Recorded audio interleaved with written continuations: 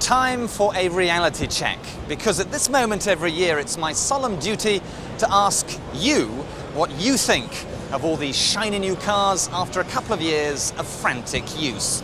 That's right, time for the survey the motor industry fears, the Top Gear JD Power Car Satisfaction Index.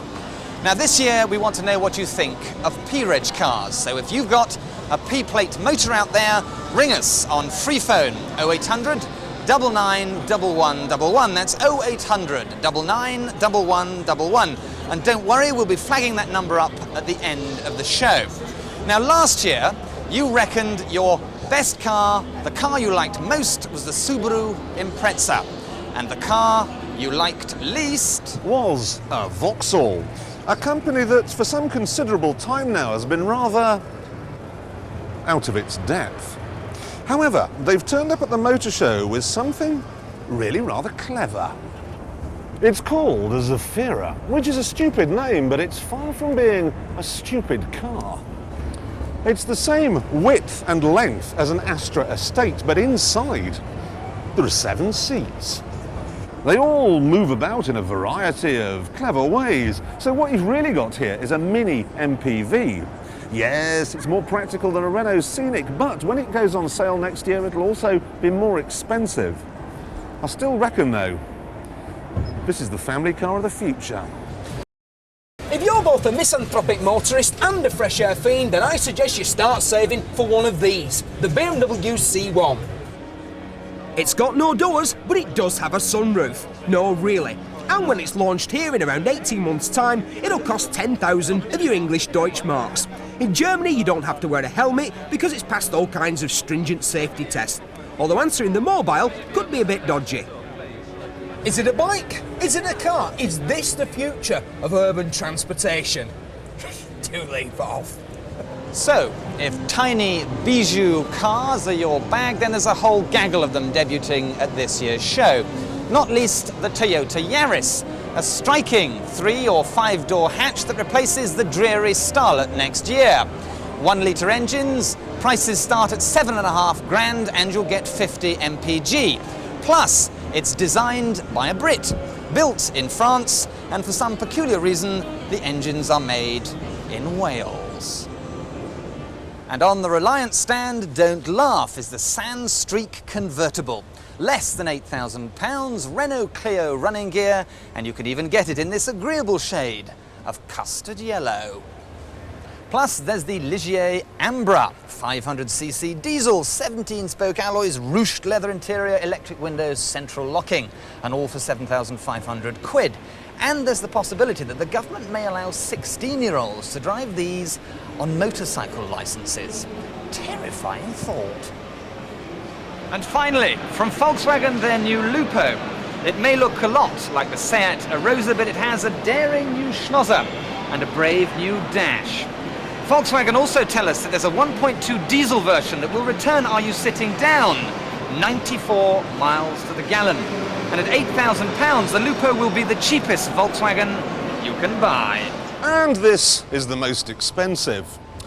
If you're a German living in Saint-Tropez and you want something to impress your boyfriend, this really is it. It's the new Bentley Continental SC, a chopped-down version of the really rather nice Continental Coupe. It does 155 miles an hour, does 0 to 60 in 6.1 seconds. But it costs £245,000 and is, I think, proof, if anyone needed, that large amounts of money and good taste don't necessarily walk down the street hand in hand. If you want to find an exception to the rule, Then you should come down here to the Maserati stand. Like Gucci, this Italian marque has gone from being super cool to a bad joke and back again. Proof positive of this welcome renaissance is the new 3200 GT, developed with the help of those chaps from Ferrari. For 60k you get a 370 horsepower twin-turbo V8, 6-speed manual or 4-speed auto transmission, and a car which is stunningly beautiful. It is quite a comeback. No, I'll tell you what a comeback is. Remember Jensen? Dead, buried, worm food, 6 feet under. Only here, they've done a Lazarus.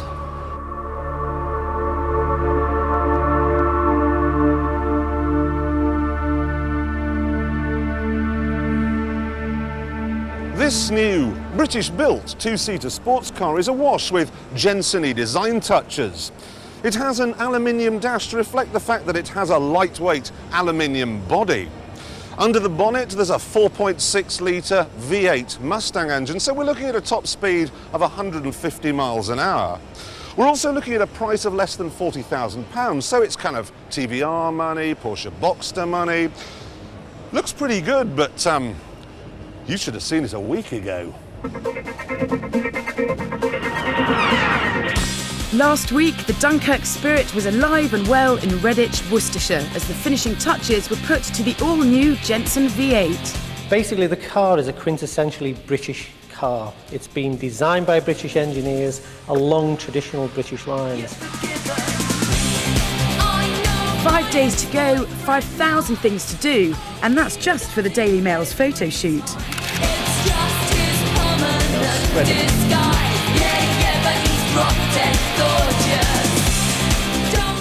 We did think long and hard about whether we were ready to go to the motor show. However, being a British company, a British car, it was essential we were there to fly the flag.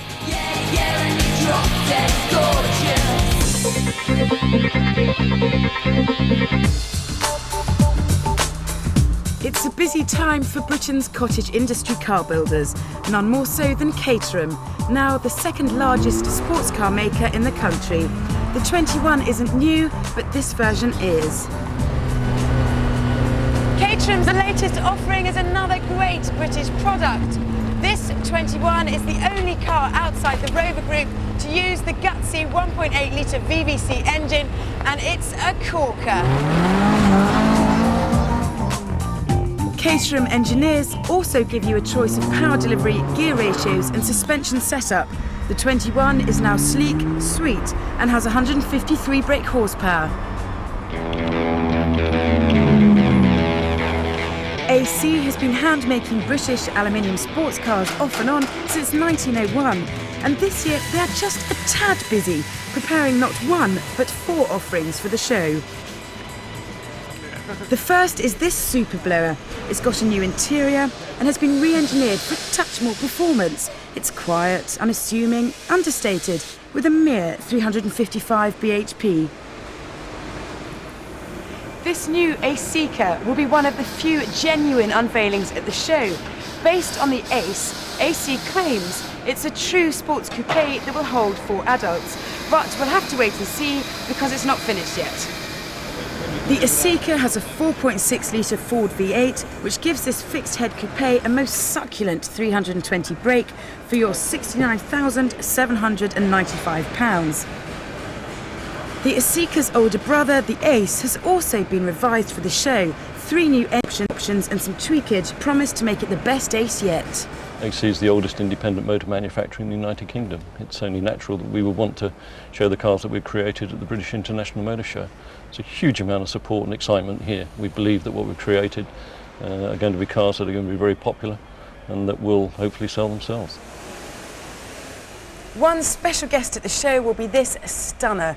It's a continuation of the 1964 Mark II and will be built in exactly the same way as the original. But hurry, because only 25 will be built and I really want one. Next to Westbury in Wiltshire, which means the new Marcos Manta Ray. The most noticeable difference is the change to the distinctive rear end. It is the shape of the Marcos for the next millennium. This new Marcos is another great British sports car and a complete joy to drive, even though I can't quite see over the whole bonnet. But it doesn't matter because the steering is so lovely, the gearbox is beautifully engineered, and under the bonnet is one fabulous sounding V8. No other country has a sports car industry like ours. It's one of the things that makes the British Motor Show so special. And here's the new Aseca on the stand. And of course, there's a new TVR. I don't know how they do it. Every year, a new car with a new engine comes